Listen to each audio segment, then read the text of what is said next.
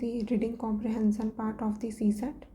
What we will do in this lecture is कि one by one we will solve each question of reading comprehension, that is around 27 or 28, in some year 26 also. So इनको solve करने से पहले हमको कुछ instructions पता होने चाहिए कि कैसे ऑप्शंस के पैटर्न हो सकते हैं. ओके, तो इनके बेसिस पे हमको कैटेगराइज करना इजी हो जाएगा कि क्या पैसेज बोल रहा था और क्या ऑप्शंस में ऐसा नहीं है. ओके, बट हमको ये ध्यान रखना है कि ये जो हम कैटेगराइजेशन कर रहे हैं ये हम सॉल्व करते करते हम ऐसा डिवाइड नहीं करते रहेंगे एक एक ऑप्शन को कि ये कौन से कैटेगरी में फिट बैठ रहा है. ओके, ये सिर्फ हम अपने आप को ये माइंड में कैलकुलेट करेंगे. माइंड कैलकुलेशन होगा कि ये कौन से टाइप का ऑप्शन है और क्या ये हमारे पैसेज के साथ में जा रहा है या नहीं जा रहा है. ओके, तो वन बाय वन हम देखते जाते हैं कौन से है ये. ओके, तो सबसे पहला है हेस्टी जनरलाइजेशन. तो क्या होगा कि पैसेज है वो कुछ एक सर्टेन रीजन की बात कर रहा होगा कि इस रीजन मान लेते हैं कि इंडिया की बात कर रहा होगा कि इंडिया में पॉवर्टी ऐसी है, और उसके बाद फिर वो ऑप्शन में ऐसा पुट करेगा कि ग्लोबल ही पॉवर्टी का इशू सॉल्व किया ही नहीं जा सकता, ऐसे टाइप का. ठीक है, तो वो क्या है, बहुत ज़्यादा हेस्टी जनरलाइजेशन कर दिया गया कि अगर इस रीजन में अगर सॉल्व नहीं हो रहा है तो वर्ल्ड में कहीं पर भी ये चीज़ सॉल्व हो ही नहीं सकती है. तो ऐसे ऑप्शंस जनरली गलत होते हैं. ओके, और अगर लेकिन पैसेज में ही इस चीज़ की बात कर देता ग्लोबल लेवल पे और ऑप्शन भी ग्लोबल लेवल की बात करता तो वो सही होने का चांस होता. Okay, attractive word trap. तो क्या करेगा कभी कि कुछ वर्ड्स है पैसेज के जो इंटरेस्टिंग साउंडिंग वर्ड होते हैं उनको, या फिर कुछ एग्जैक्ट वर्ड पैसेज से वो पिकअप कर लेगा एग्जामिनर एंड उससे ऑप्शन बना देगा, और ऐसा ऑप्शन बनाएगा जिसका मीनिंग थोड़ा डिफरेंट होगा जो पैसेज के टोन में नहीं होगा. ठीक है, बट ये वर्ड्स को वो पैसेज से ही ले रहा है, एग्जैक्ट पैसेज से वर्ड लेगा लेकिन उसका मीनिंग कुछ डिफरेंट होगा, तो ये वर्ड से लेके ट्रैप करने का ट्राई करेगा. ओके, तो हम अगर क्या करते हैं, हम लोग जब भी एकदम रस में जब सॉल्व करते हैं तो क्या करते हैं कि पैसेज में ये वर्ड था, हाँ तो ऑप्शन में भी ये वर्ड दिखा तो टिक कर देते हैं. लेकिन हमको ऐसा नहीं करना. हमको एग्जैक्ट सेंटेंस का क्या एसेंस निकल रहा है इस पर हमारा ज़्यादा फोकस होगा. ठीक है, ताकि हम ऐसे वर्ड ट्रैप वाले पे ना फंसे. देन एक्सट्रीमिज़म कभी क्या करेगा कि एक स्मॉल पॉइंट इन टाइम को लेगा और उसको एक्सपांड कर देगा for entirety of that.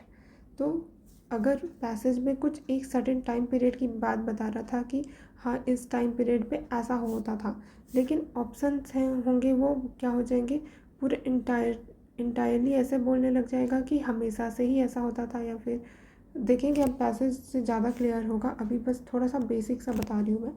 Okay, then अब इसमें एग्जांपल ये भी हो सकता है कि जो पैसेज है उसका लैंग्वेज था होगा कि माइट हैव कुड ऐसा बोलेगा, लेकिन ऑप्शन में एकदम ज़्यादा डेफिनेटिव होने लगेगा कि डिड इसेंशियली यही ज़रूरी है, सोलिली इस पर ही रिलाई करता है. लेकिन पैसेज तो इतना ज़्यादा अफर्मेटिव नहीं था ना, इतना ज़्यादा असर्टिव नहीं था. पैसेज में एकदम पॉसिबिलिटी की बात कर रहा है कि might have could have happened ऐसे. ओके, तो थर्ड कैटेगरी वाले ऑप्शंस ऐसे होंगे. देन फोर्थ टाइप के ये हो सकता है कि वर्बैटिम, एकदम सर्टेन वर्ड्स है वो पैसेज में थे और उनको डायरेक्टली कॉपी कर देगा word to word in option ताकि ट्रिक किया जा सके तुमको. ये थोड़ा सा सिमिलर है वर्ड ट्रैप से, बट वर्ड ट्रैप में क्या होता है एकदम इम्पॉर्टेंट कीवर्ड है बस उसी को ले लेगा, लेकिन वर्बैटिम में थोड़े लंबे सेंटेंस वो ले लेगा, लेकिन उसके बावजूद कि वो पैसेज से पिकअप है लेकिन वो उसका आंसर नहीं होगा जो पैसेज में क्वेश्चन पूछ रहा है. अब देखेंगे कि कैसे वो पैसेज का सेंटेंस होने के बावजूद वो आंसर नहीं है. ठीक है, क्योंकि ये बहुत ज़्यादा रेयर होता है कि वर्ड बाय वर्ड ऑप्शन है वो पैसेज का, अगर मतलब ये बहुत ज़्यादा रेयर है कि अगर वो पैसेज से ले रहा है एकदम वर्ड बाय वर्ड और वो ऑप्शन करेक्ट हो. Okay, then fifth thing is कि बहुत ज़्यादा नैरो या फिर बहुत ज़्यादा ब्रॉड ऑप्शंस बना देना कि ऑप्शंस या तो बहुत ज़्यादा नैरो इंटरप्रेट कर रहा है पैसेज को, या तो पैसेज किसी नैरो चीज़ की बात कर रहा था लेकिन ऑप्शन उसको बहुत ज़्यादा वाइड करके बता दिया कि ऐसा हो रहा है। ओके, तो डिस्क्राइब करेगा या तो टू फ्यू सेंटेंस पैसेज का, या तो बहुत कम चीज़ों के बारे में पैसेज का बताएगा, या तो वो बताने लग जाएगा बहुत ज़्यादा ही beyond the scope of the passage. Okay, then out of scope. Out of scope में क्या हो जाएगा कि पैसेज एंटायरली डिफरेंट चीज़ के बारे में बात कर रहा होगा, और जो ऑप्शन होगा वो उसको कम्प्लीटली एक डिफरेंट टेंजेंट की तरफ लेके जा रहा है। जैसे कि अगर जो पैसेज है वो फूड सिक्योरिटी की बात कर रहा है मान लेते हैं, ठीक है, उसका मेन फोकस फूड सिक्योरिटी है, लेकिन ऑप्शंस ऐसे बनाया जाएगा कि डेवलप्ड कंट्रीज़ है वो क्या करते हैं, वेस्ट कम करते हैं फूड को, और ये डेवलपिंग कंट्रीज़ ही है जो फूड सिक्योरिटी मैनेज नहीं कर पा रहे हैं। बट कहीं पर भी वो बात करेगा नहीं डेवलपिंग कंट्रीज़ के बारे में। हाँ, भले वो फूड सिक्योरिटी के बारे में बात करेगा, लेकिन फूड वेस्टेज कौन ज़्यादा कर रहा है, कौन कम कर रहा है in developed countries and developing countries में, इस चीज़ के बारे में बात ही नहीं करेगा। तो ये तो आउट ऑफ स्कोप हो गया ना, क्योंकि पैसेज का फोकस फूड सिक्योरिटी पे था, ना कि डेवलप्ड एंड डेवलपिंग कंट्रीज़ पे। तो आउट ऑफ फोकस में ये हो जाएगा, ठीक है, कि कम्प्लीटली ही डिफरेंट टेंजेंट पे लेके जाना एसेंस ऑफ द पैसेज को। ठीक, then seventh thing is the faulty comparison. अब पैसेज में कोई दो चीज़ के बारे में बात करेगा, जैसे मान लेते हैं एक ब्लू फ्लावर है एंड एक रेड फ्लावर है, ठीक है, और पैसेज में जो पैराग्राफ होंगे ना वो बहुत ज़्यादा नॉर्मल फ्रेम किए जाएंगे, और बताया जाएगा कि ब्लू फ्लावर्स की कैरेक्टरिस्टिक्स क्या है एंड रेड फ्लावर की कैरेक्टरिस्टिक्स क्या है। लेकिन ऑप्शन में वो ये बोलने लग जाएगा कि blue flower is better than red, ये सब, ठीक है। बट पैसेज में ऐसा तो कोई कंपैरिजन नहीं दिया हुआ था, वहाँ पर तो सिर्फ इन्फॉर्मेशन गिवन थी ना कि ब्लू फ्लावर की ये कैरेक्टरिस्टिक्स है, रेड फ्लावर की ये है। तो सिर्फ उन इन्फॉर्मेशन के बेसिस पे वी कांट कंपेयर ना, क्योंकि जब तक पैसेज में ये बोल ना दे कि यही फ्लावर बेटर है इससे, तब तक हम ऑप्शन में हम वो चीज़ खुद से अज्यूम नहीं करने बैठेंगे कि कौन सा बेटर था कौन सा वर्स्ट था। ओके, तो नॉर्मल पैराग्राफ होगा talking about the two things in general, and options compare these two against each other and suddenly says one is better or worse than the other. Okay, then word play में क्या होगा कि ये थोड़ा सा similar है, जहाँ पर वो वर्ड पिकअप कर ले रहा था जैसे सर्टेन वर्ड्स एंड वर्बैटिम टाइप का, लेकिन यहाँ पर क्या करेगा वो मीनिंग को डिस्टॉर्ट कर देगा, या फिर वर्ड के अराउंड प्ले करने का ट्राई करेगा कि वर्ड्स तो वो उसने पैसेज से लिए, लेकिन उसका मीनिंग अगर वो वर्ड उस पैसेज में पॉजिटिव सेंस में यूज़ किया गया था तो उसको ऑप्शन में नेगेटिव सेंस में यूज़ करवा देगा, तो मीनिंग तो डिस्टॉर्ट हो गई ना। वो वर्ड वहाँ पैसेज में यूज़ तो किया गया था, लेकिन उसका मीनिंग अलग था, और जब वो ऑप्शन में वो वर्ड यूज़ किया गया उसका मीनिंग अलग था, तो मीनिंग डिस्टॉर्ट कर देना। Then no external knowledge, that is the utmost important instruction in while solving passage, right. क्योंकि हम जब पैसेज सॉल्व कर रहे हैं, हमको ये कहीं का भी हमारा जो नॉलेज है जो हमने चाइल्डहुड से लेकर अब तक एक्वायर किया है, वो नॉलेज हम पैसेज में यूज़ नहीं करेंगे, ठीक है। Do not apply your pre existing knowledge in the passage, only what has written, only and only that is the information. If it says sunrises from the west, you have to agree on that whether you know sunrises from the east और not. क्या बोलना चाह रहा है कि passage में अगर जो इन्फॉर्मेशन गिवन है हमको, उसके अलावा हम कुछ भी खुद से ही कोई भी नॉलेज अप्लाई नहीं करेंगे, ठीक है, कि भले ही वो चीज़ रियल में वो सही थी होगी उस प्रॉब्लम को सॉल्व करने के लिए, लेकिन इसके बावजूद वो उसका आंसर नहीं होगा, क्योंकि जो पैसेज में इन्फॉर्मेशन गिवन है और जो पैसेज बोल रहा है वही सही होगा, ठीक है। तो पैसेज के गिवन इन्फॉर्मेशन को सही मानना है, प्री एग्जिस्टिंग नॉलेज को पैसेज में नहीं इन्वॉल्व करने हैं, राइट। सिर्फ जो पैसेज में इंफॉर्मेशन गिवन है उनके बेसिस पे हमको आंसर करना होगा। Okay, then wrong cause and effect. तो कुछ टाइप के ऑप्शन ऐसे होंगे जब कुछ when something is happening for a particular reason but we are attributing it to something else entirely, कि पैसेज में बोल रहा है कि कुछ इशू है, मान लेते हैं कि रिहैबिलिटेशन है लोगों का आफ्टर कोई भी नेचुरल कैलमिटीज़ ये सब, तो वो इशू ऐसा कुछ बोल रहा होगा। और उसके बाद फिर ऑप्शन में ये बोलने लग जाएगा कि यही एक रीज़न है, बिकॉज ऑफ दिस, और सिंस ये ऐसा हो रहा है इसलिए ही ये दिक्कत हो रही है, ऐसा बोलने लग जाएगा। बट पैसेज में ऐसा कोई डायरेक्ट रिलेशन उस चीज़ का बताया नहीं था, ठीक है।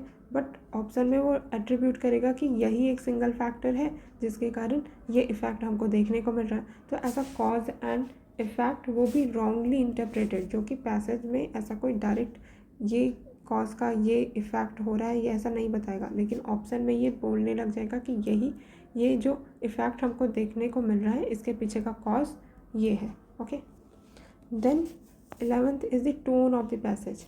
तो जब हम क्या करते हैं, रीडिंग करते हैं ना, तो हमको समझ आ जाता है कि ये टोन क्या है पैसेज का, कि ये पॉजिटिव सेंस में है किसी चीज़ के बारे में या फिर नेगेटिव चीज़ में है।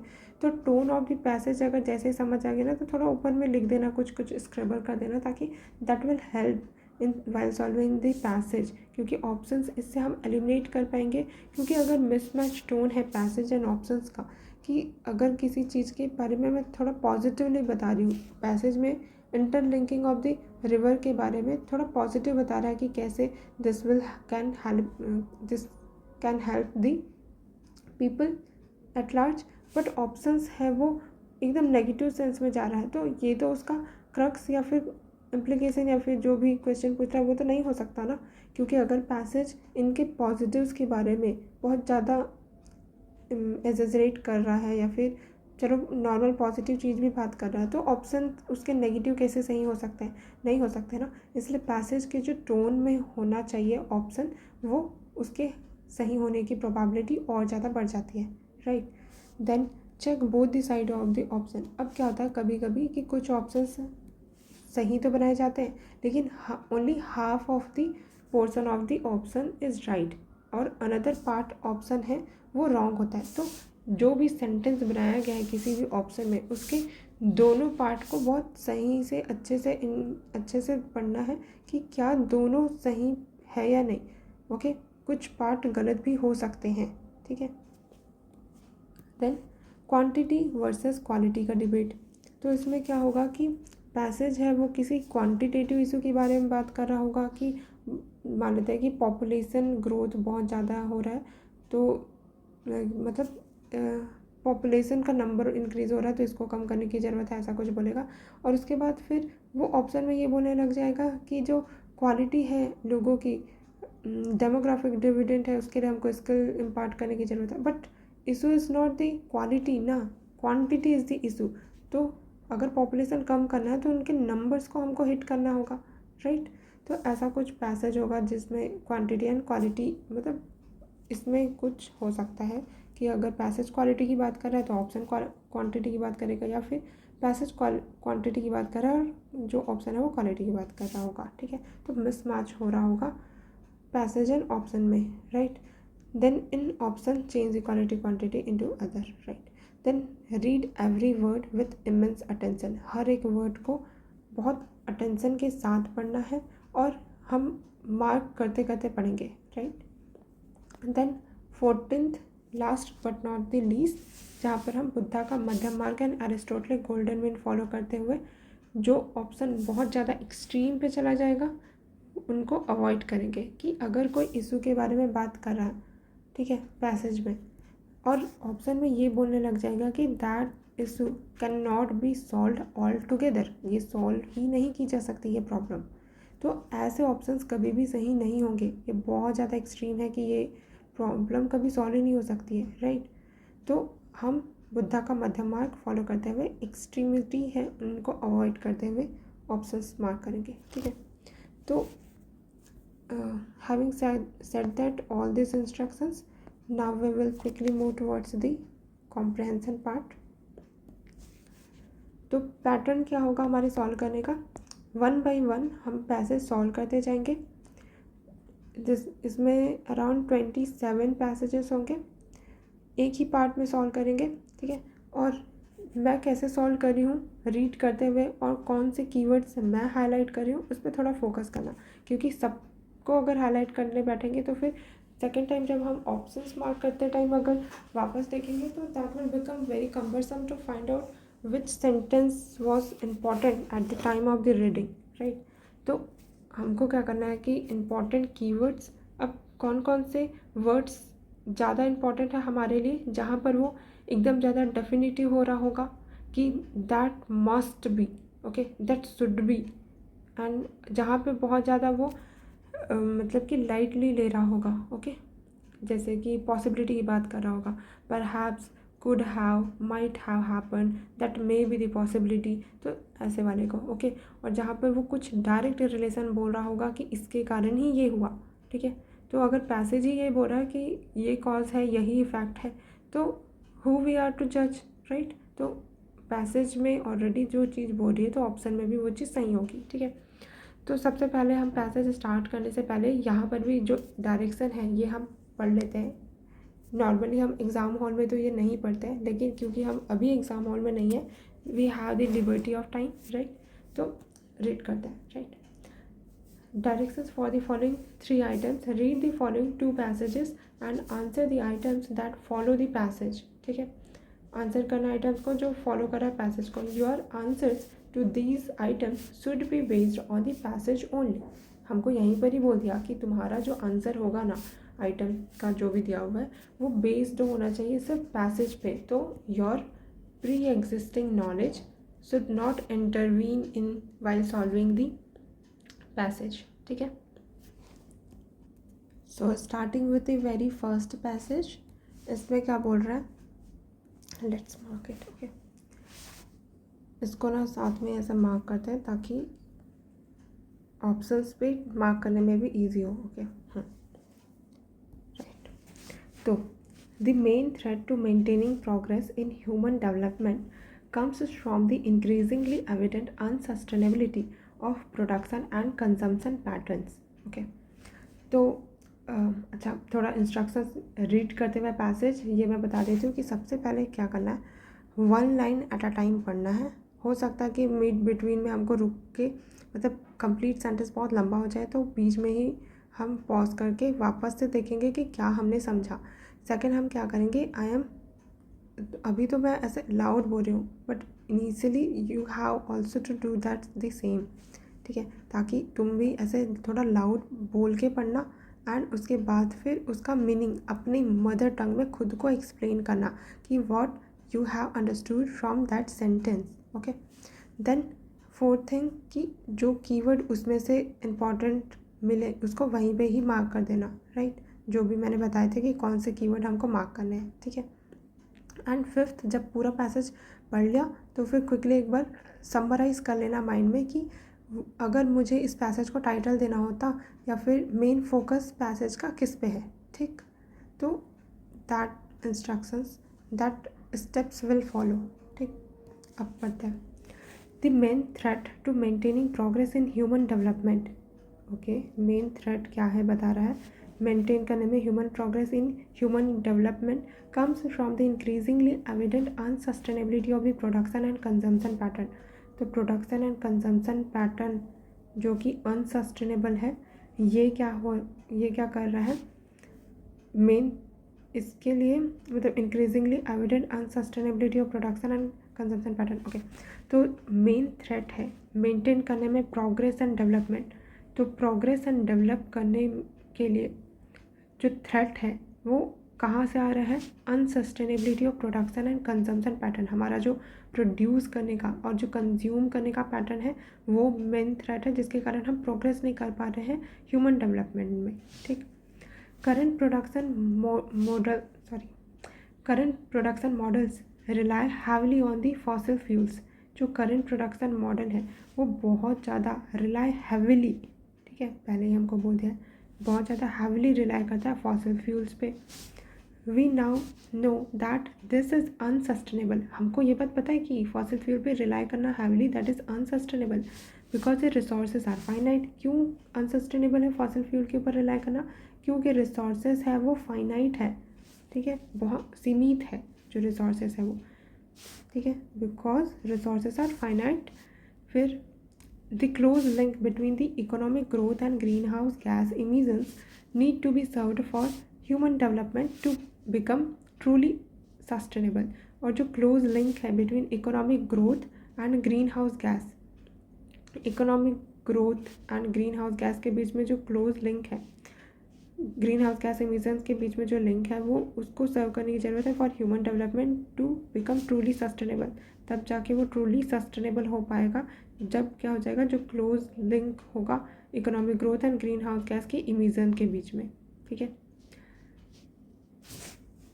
सॉरी यहाँ पे सीवियर लिखा हुआ है, नॉट सर्व्ड, तो इस लाइन को वापस से पढ़ता है।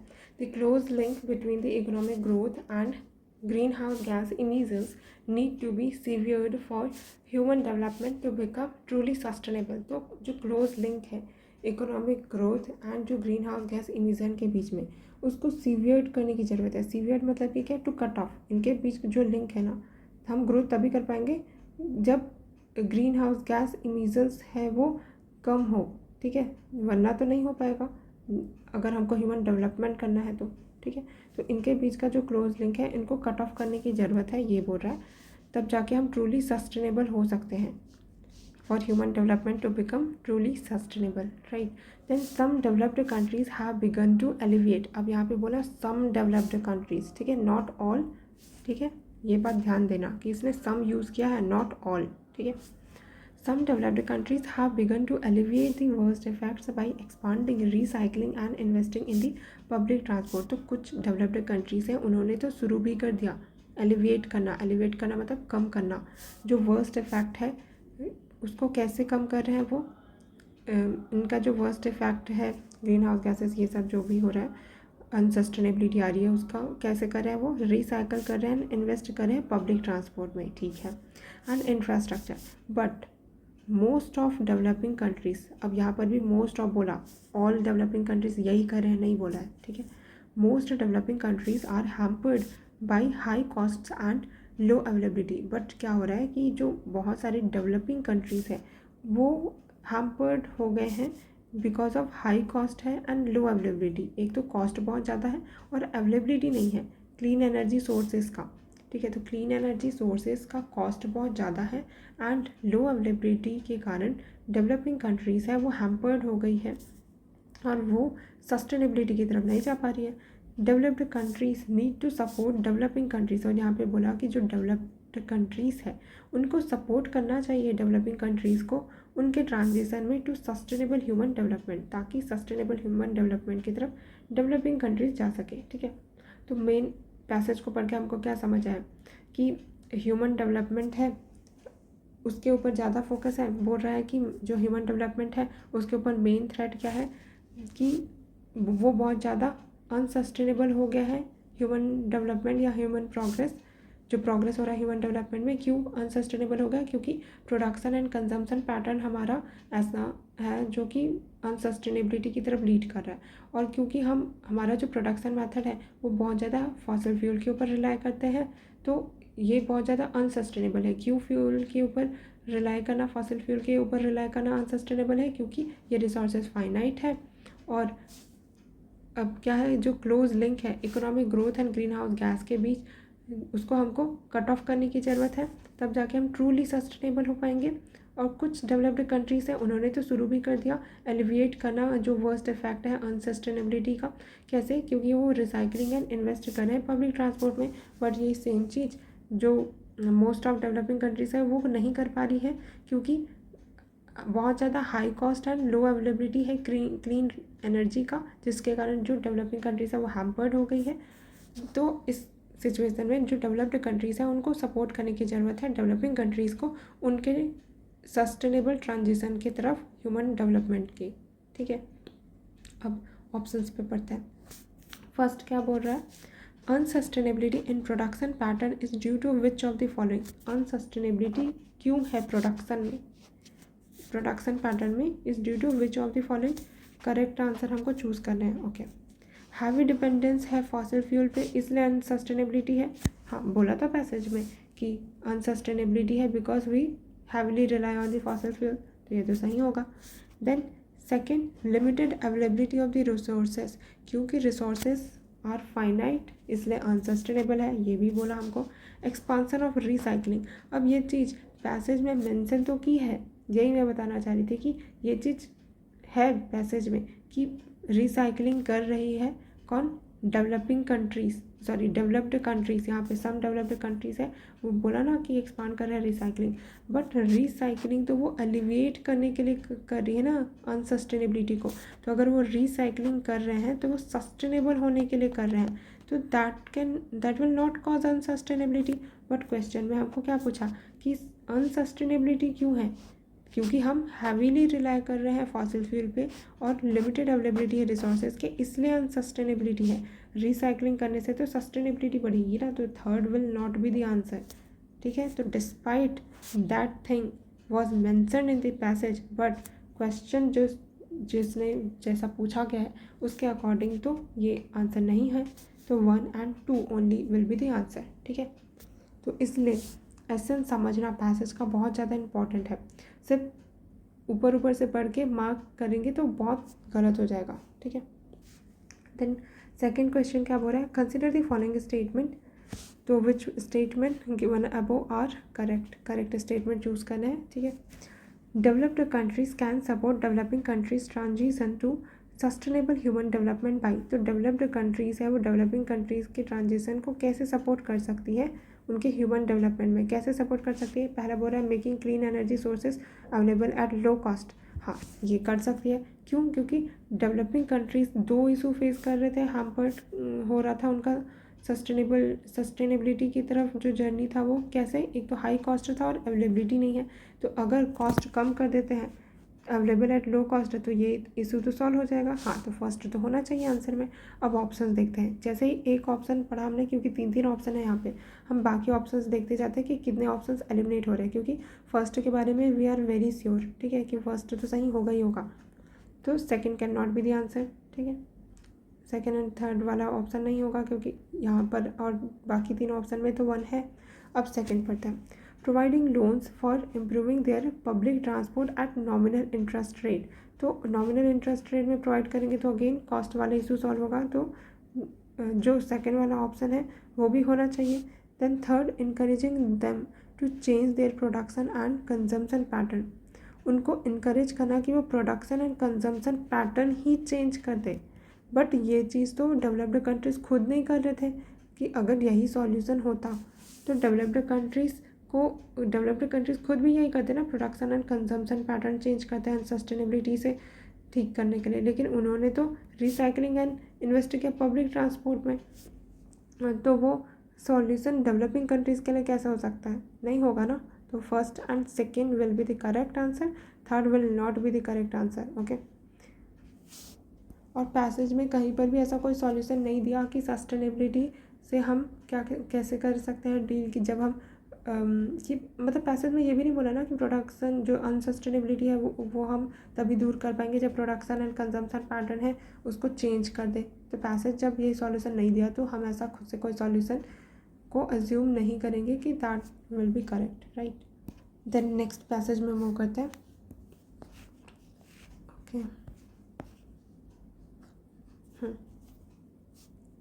सो जो नेक्स्ट पैसेज है वो क्या बोल रहा है कि unless the forces and tendencies which are responsible for destroying the country's environment are checked in the near future and afforestation of denuded areas is taken up on a massive scale। ठीक है, क्या बोल रहा है कि जब तक unless the forces and tendencies which are responsible for destroying the country's environment, कि जब तक हम जो टेंडेंसीज है रिस्पॉन्सिबल है जो कि कंट्री के इन्वायरमेंट को डिस्ट्रॉय करने के लिए, उनको हम चेक में नहीं करते हैं नियर फ्यूचर में, और जो अफॉरेस्टेशन है डेन्यूडेड एरियाज़ का इस taken up on a massive scale, जो अफॉरेस्टेशन है जहाँ पर जो भी डेन्यूडेड एरिया है, मतलब कि बहुत ज़्यादा जो ख़राब एरिया जो हो गई है उसमें जब हम अफॉरेस्टेशन नहीं कर देते लार्ज मैसिव स्केल में, अफॉरेस्टेशन मतलब कि जहाँ पर प्लांटेशन मतलब करना, फॉरेस्ट लगाना, ओके, डेन्यूडेड एरियाज़ पे, ये हम मैसिव स्केल पे नहीं करते। The harshness of the climate conditions and soil erosion by wind, तो जो हार्शनेस है क्लाइमेटिक कंडीशंस का और सॉइल का जो इरोजन है विंड के द्वारा जो हो रहा है सॉइल का erosion, and water will increase to such an extent that agriculture which is mainstay of our people, agriculture जो कि मेन स्टे है हमारे लोगों का, विल ग्रेजुअली बिकम इम्पॉसिबल, वो धीरे धीरे क्या हो जाएगा, इम्पॉसिबल हो जाएगा। क्या बोला यहाँ तक का, यहाँ तक जल्दी से समराइज़ करते हैं। ओके, तो बोल रहा है इसमें कि जब तक कि जो फोर्सेस एंड टेंडेंसीज है जो कि रिस्पॉन्सिबल है कंट्री के इन्वायरमेंट को डिस्ट्रॉय करने में, उनको जब तक हम चेक में नहीं रखते नियर फ्यूचर में, और अफॉरेस्टेशन है जो डेन्यूडेड एरियाज़ हैं उनका एकदम मैसिव स्केल पे नहीं कर देते ना, तब तक जो हार्शनेस है ना क्लाइमेटिक कंडीशन का, और जो विंड के द्वारा जो सॉइल इरोजन हो रहा है और जो वाटर है वो इस एक्सटेंट तक बढ़ गया है कि water will increase, soil erosion by wind and water, जो सॉइल का इरोजन है विंड एंड वाटर से, वो इस तरह इस हद तक बढ़ जाएगा कि एग्रीकल्चर जो हमारे लोगों का मेन स्टे है वो धीरे धीरे इम्पॉसिबल हो जाएगा, मतलब कर ही नहीं पाएंगे हम agriculture. The desert countries of the world and our own desert areas in the Rajasthan are a green reminder of the consequences of large scale deforestation. तो हमको अभी आगे क्या बोला कि हम जो डेजर्ट कंट्रीज़ है वर्ल्ड की, और राजस्थान अगर हम इंडिया की बात करें तो ये हमको रिमाइंड कराते हैं कि क्या कॉन्सिक्वेंसेस हो सकता है अगर लार्ज स्केल में डिफॉरेस्टेशन हुआ तो। ठीक है, pockets of desert like landscape are now appearing in other parts of the country including the Sutlej, Ganga plains and the Deccan plateau. तो यहाँ तक क्या बोला कि जो कुछ पॉकेट्स है डेजर्ट लाइक लैंडस्केप अभी भी हमको दिखने को मिल रहा है कुछ कुछ पॉकेट एरिया में, other part of the country में भी, इंक्लूडिंग जो गंगा सतलज प्लेन है और दक्कन प्लेट्यू है यहाँ पर भी। ठीक है, where only few decades back there used to be lush green forest with perennial streams and springs.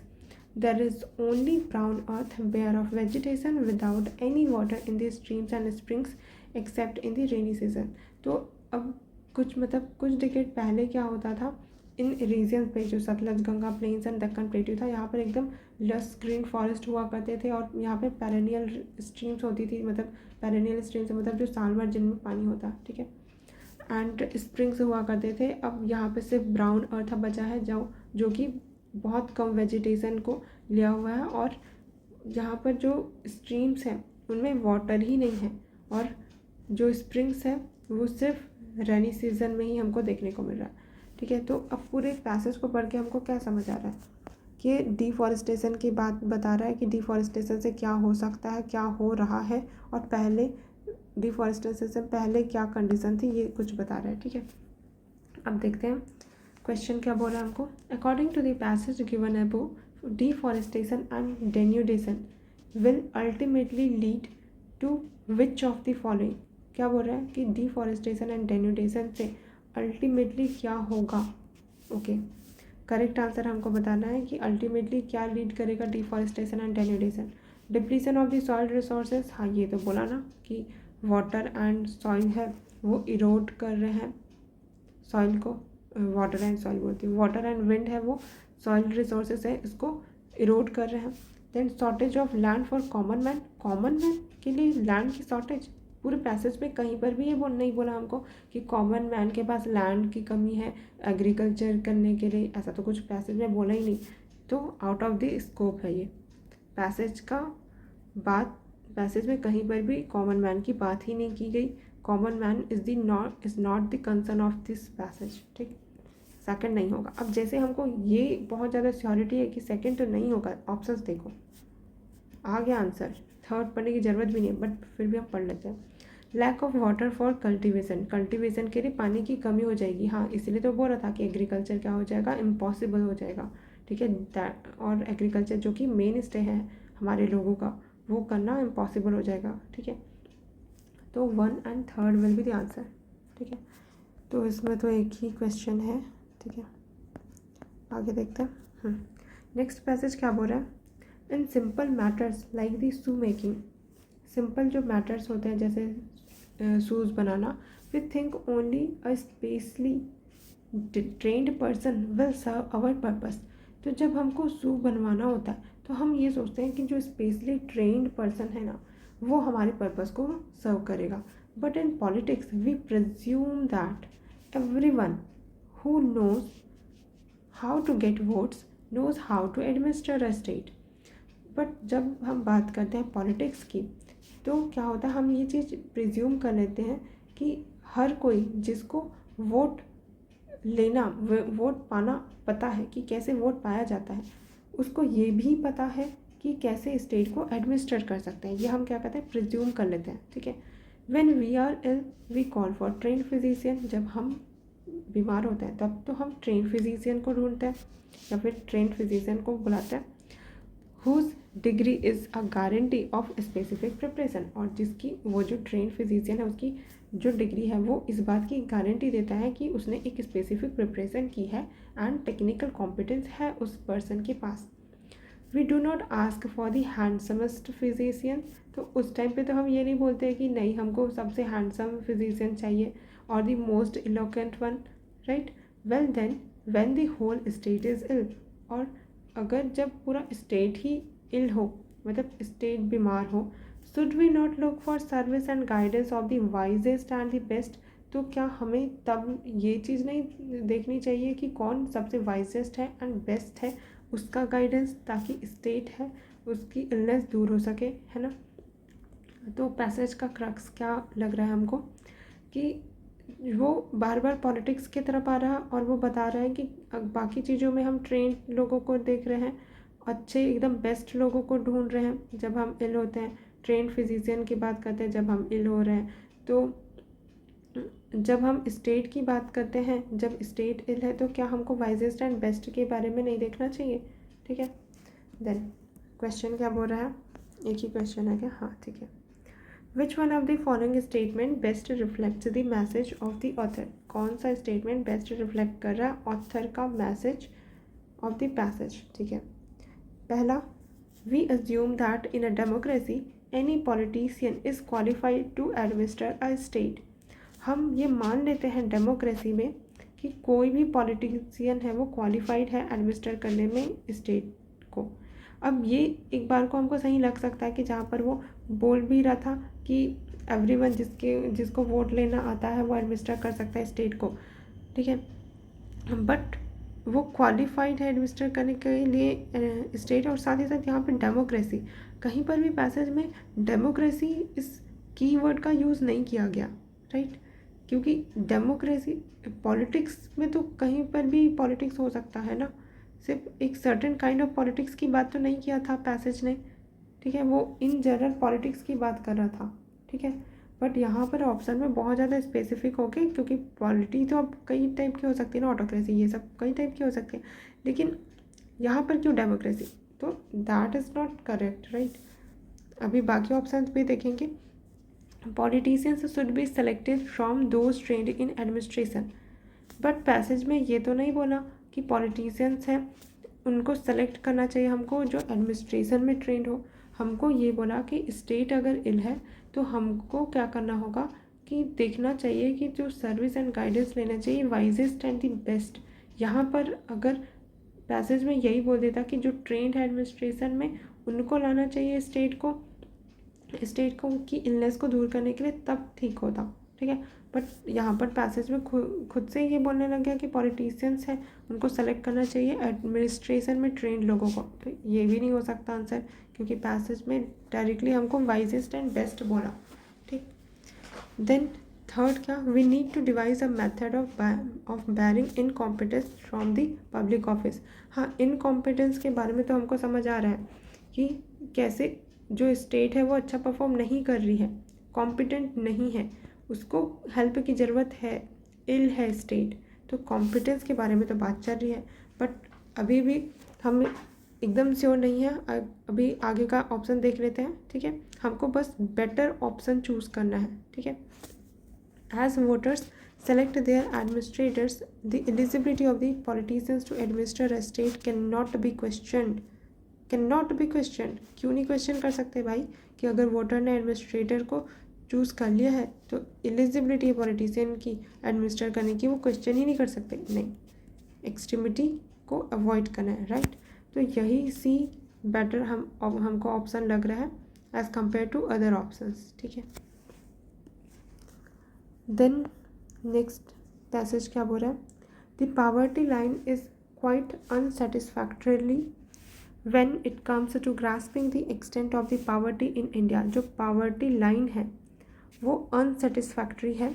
जब बात आती है ग्रास्प करने की कि पावर्टी का एक्सटेंट क्या है इंडिया में, ठीक है, तो उतना ज़्यादा सेटिस्फैक्ट्री रिजल्ट हमको पावर्टी लाइन से नहीं मिल रहा है जब हमको पावर्टी लाइन मतलब पावर्टी है उसका एक्सटेंट ग्रास्प करना होता है। It is not only because of its extremely narrow definition. अब ये सिर्फ इसलिए नहीं है, not only because of its extremely narrow definition है पावर्टी लाइन का, इसलिए ये दिक्कत हो रही है। ऐसा नहीं है कि हम एक्सटेंट ऑफ पावर्टी नहीं ग्रास्प कर पा रहे हैं of who is poor and the debatable methodology, बल्कि एक तो नैरो डेफिनेशन एक प्रॉब्लम है और डिबेटेबल मैथडोलॉजी है use to count the poor but also, तो ये दोनों दिक्कत तो है ही पावर्टी लाइन का अनसेटिस्फैक्ट्री होने का कारण। बट इसके अलावा और रीज़न क्या है, मोर फंडामेंटल अजम्पशन जो है इस पावर्टी लाइन का वो मेन इशू है, वो रहा मेन दिक्कत है। तो क्या फंडामेंटल अजम्पशन कर देता है poverty line, underlying it exclusively relies, मतलब कि एक्सक्लूसिवली इसी चीज़ के ऊपर ही रिलाई करता है on the notion of poverty as inefficient income और इनसफिशिएंट ही है यहाँ पर भी, इनसफिशिएंट इनकम और इनसफिशिएंट परचेसिंग पावर। तो पावर्टी लाइन है वो अनसेटिस्फैक्ट्री है एक्सटेंट ऑफ पावर्टी को ग्रास्प करने में, सिर्फ इसलिए नहीं कि इसका डेफिनेशन नैरो है और मेथडोलॉजी है वो डिबेटेबल है, बल्कि इसलिए क्योंकि इसका मेन फंडामेंटल अजम्पशन है वो एक्सक्लूसिवली इस बात पर रिलाई करता है कि insufficient income and insufficient purchasing power है वो पावर्टी लाइन का पावर्टी का एक्सटेंट बता रहा है। One can better categorise it by calling it income poverty. अगर किसी को कैटेगराइज करना होगा तो इसको हम सीधा इनकम पावर्टी में डाल सकते हैं। If poverty is ultimately about deprivations affecting human wellbeing then income poverty is only one aspect of it. अगर पावर्टी अल्टीमेटली डेप्रीवेशन के बारे में है, अल्टीमेटली अबाउट डेप्रीवेशंस जो कि ह्यूमन की वेलबींग को अफेक्ट करता है, तो इनकम पावर्टी सिर्फ एक एस्पेक्ट है जो कि ह्यूमन की वेलबींग को अफेक्ट कर रहा है। Poverty of a life in our view lies not merely in the impoverished state in which the person actually lives but also lack of real opportunity. तो पावर्टी है लाइफ का हमारे view में सिर्फ लाई करता है सिर्फ इस बात पर नहीं कि जो स्टेट है वो इम्पोवरिज्ड है in which the person actually lives, बल्कि इस बात पे भी कि जो पुअर है उनको रियल अपॉर्चुनिटी भी नहीं दी जा रही है। Opportunity given by the social constraints as well as the personal circumstances. एक तो सोशल कॉन्स्ट्रेंट्स ऐसे हैं जिसके कारण उनको रियल अपॉर्चुनिटी नहीं मिल पा रही है और साथ ही साथ पर्सनल सर्कमस्टांसेस ऐसे हैं तो choose other type of living कि उनको इस काइंड ऑफ लिविंग को चूज़ करना पड़ रहा है। Even the relevance of low income, meager possessions and other aspects of what are standardly seen as economic poverty relate ultimately to their role in curtailing capabilities, that is their role in severely restricting the choices people have to lead variable and valued lives। क्या बोल रहे हैं यहाँ पर कि even जो relevance है low income का कि उनका इनकम बहुत कम है, मेगर पोजेसन है, बहुत कम चीज़ वो पोजेस करते हैं एंड अदर एस्पेक्ट बाकी चीज़ें भी of what standardly seen as economic poverty, जिसको हम देखते हैं इकोनॉमिक पावर्टी के रूप में, ये रिलेट करते हैं अल्टीमेटली क्या उनके रोल कि उनके रोल को और जिसके कारण उनकी कैपेबिलिटी है वो कर्टेल हो जाती है। कैपेबिलिटी कैसे कर्टेल हो गई, that is role in severely restricting the choices, क्योंकि उनके पास बहुत कम चॉइसेस है कि जो कुछ वो कर सकते हैं। People have to lead variable and valued lifes. Okay, then question में आते हैं, इसमें 3 क्वेश्चन है। ओके, फर्स्ट क्या बोल रहा है, why is method adopted in India to count the poor is debatable. क्यों जो मैथडोलॉजी है इंडिया में जो यूज़ अडॉप्ट की गई है वो जो पुअर को काउंट करती है वो डिबेटेबल है। फर्स्ट बोल रहा है there is some confusion regarding what should constitute the poverty line, but इधर तो ऐसा कुछ कन्फ्यूज़न की बात नहीं किया पैसेज में ऑथर ने तो ये बोला कि पावर्टी लाइन अनसेटिस्फैक्ट्री है क्योंकि इसलिए नहीं कि इसका नैरो डेफिनेशन है, मैथडोलॉजी डिबेटेबल है, बल्कि इसलिए कि एक्सक्लूसिवली ही ये income insufficiency and purchasing power के ऊपर रिलाई करता है। तो ऑथर को तो पता है इस चीज़ के बारे में कि क्यों ये पॉवर्टी लाइन डिबेटेबल है, तो इधर तो नहीं हो सकता कि ऑथर को तो कोई कन्फ्यूज़न है ही नहीं। There are wide diversities in the condition of the rural and urban poor. Wide diversity है condition rural and urban poor के बारे में, लेकिन यहाँ पर पैसेज में हमको पुअर इन जनरल की बात बताई गई है, ठीक है, ना कि ऐसा स्पेसिफिक बताया कि रूरल पुअर ये प्रॉब्लम फेस कर रहे हैं, अर्बन पुअर ये। तो ये कैसे आंसर हो सकता है भाई, पैसेज में तो पुअर इन जनरल की बात की गई और यहाँ पर स्पेसिफिक हो रहा है, नहीं, ये नहीं होगा हमारा answer. Then there is no uniform global standard for measuring income poverty. अब ऐसा तो पैसेज में बोला ही नहीं कि कोई स्टैंडर्ड ही नहीं है, यूनिफॉर्म ग्लोबल स्टैंडर्ड। और वैसे भी यहाँ पर कहीं पर भी ऐसा तो ये नहीं बोला कि पॉवर्टी लाइन ग्लोबली क्या परफॉर्म कर रहा है। हमको तो पैसेज पढ़ के तो यही समझ आ रहा था कि जो ये इंडिया की बात कर रहा था ना, कहाँ देखा था हमने, हाँ, poverty line is quite unsatisfactorily when it comes to grasping the extent of poverty in India.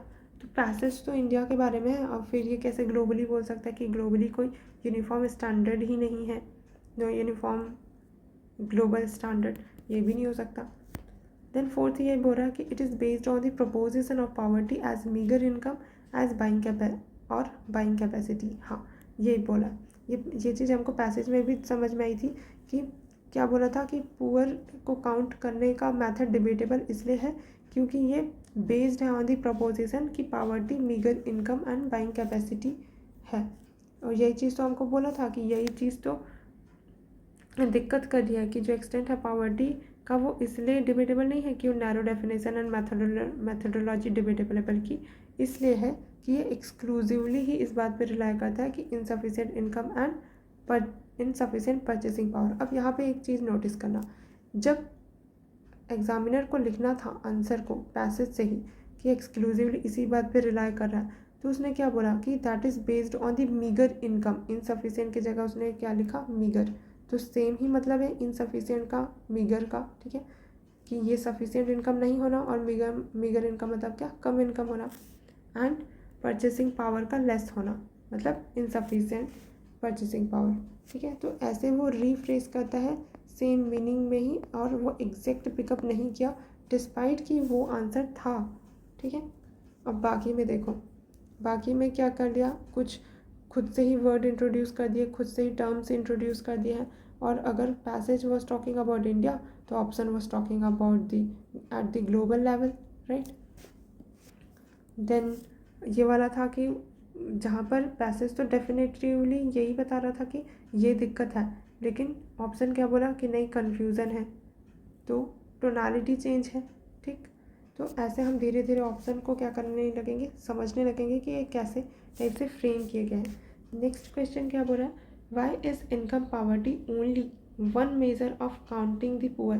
क्यों income poverty only one measure है पुअर को काउंट करने का। First, it talks of only one kind of deprivation ignoring all others. क्योंकि ये एक ही type के deprivation की बात करता है और इग्नोर कर देता है सारे अदर मेजर्स को। हाँ, that could be the answer, right. क्योंकि हमको ये बोला था कि वन काइंड ऑफ को ही एक्सक्लूसिवली जो इनकम पॉवर्टी है वो इसी बात पे, हाँ ये देखो यहाँ पे बोला था ना कि if the poverty is ultimately about deprivation के बारे में ही है तो अफेक्ट करता है human wellbeing, then income poverty is only one aspect of it. तो इनकम पॉवर्टी का सिर्फ एक एस्पेक्ट मात्र है, इसके अलावा भी बहुत सारे एस्पेक्ट है पॉवर्टी के। तो यही बोल रहा है हमको कि income poverty only one measure है पुअर को काउंट करने का, क्योंकि it talks about only one kind of deprivation और इग्नोर कर देता है बाकी अदर को। तो ये that could be the answer. अभी बाकी ऑप्शन देखते हैं, अगर इससे हमको बेटर ऑप्शन मिलता है तो हम रीथिंक करेंगे, ठीक। Other deprivations in human life have nothing to do with lack of purchasing power. Purchasing power नहीं है तो उसका कुछ नहीं है, कोई लेना देना नहीं है अदर डेप्रिवेशन, ऐसा तो नहीं होने वाला है तो कि इसका तो कुछ इससे लेना देना ही नहीं परचेसिंग पावर से, ऐसा तो नहीं बोला था वैसे भी। देन थर्ड क्या बोल रहा है, income poverty is not a permanent condition it changes from time to time. ऐसा तो पैसेज में कहीं बोला ही नहीं कि इनकम पावर्टी है वो परमानेंट नहीं है, और मतलब इनकम पावर्टी की परमानेंसी पे कोई बात चल ही नहीं रही थी पैसेज में कि ये चेंज होते रहता टाइम से टाइम, नहीं। Income poverty restricts human choices only at a point of time.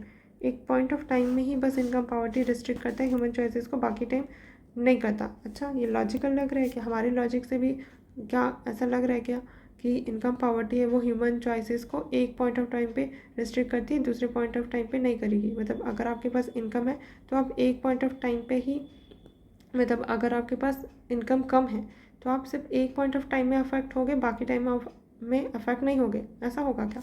या फिर अगर ये होगा कि इनकम पावर्टी है वो परमानेंट कंडीशन नहीं है, वो टाइम टू टाइम चेंज होते रहती है कि कभी आप इनकम पावर्टी हो गए, कभी इनकम रिच हो गए, ऐसा होता है, लेकिन टाइम टू टाइम चेंज होती है। और सबसे बेसिक बात कि ये चीज़ पैसेज में बोला ही नहीं, ठीक। तो यही हमको बेटर ऑप्शन लग रहा है जिसके बारे में पैसेज बात भी कर रहा है, ठीक।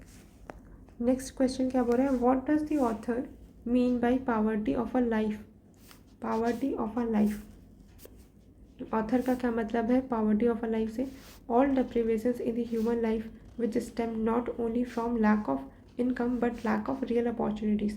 जो भी डेप्रिवेशन है ह्यूमन की लाइफ में वो स्टेम हो रही है not only from lack of income but lack of real opportunities से भी। हाँ, तो पैसेज में ये तो बोल रहा था कि जो डेप्रिवेशन है ह्यूमन लाइफ का वो सिर्फ स्टेम नहीं हो रही है लैक ऑफ इनकम से, सिर्फ लैक ऑफ इनकम के कारण नहीं, अपॉर्चुनिटी की भी लैकिंग है। तो अपॉर्चुनिटी इन सब के बारे में बात कर रहा था, ठीक है।